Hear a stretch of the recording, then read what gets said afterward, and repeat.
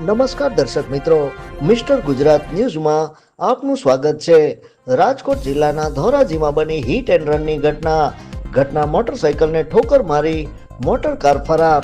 જેતપુરથી ઉપલેટા તરફ પોતાનું કામ પતાવીને મોટરસાઇકલ પર બે વ્યક્તિઓ નીકળ્યા હતા, ત્યારે ધોરાજીથી સુપેડી વચ્ચે પહોંચ્યા હતા। ત્યાં પાછળથી કોઈ અજાણ્યા કાર ચાલકે ઠોકર મારી કાર ચાલક ફરાર થઈ ગયો।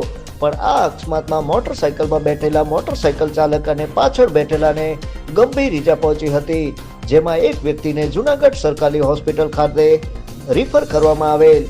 Report by Alpesh Trivedi. જોતા રહો મિસ્ટર ગુજરાત ન્યૂઝ, સત્યતાની સાથે સ્પષ્ટ વાત।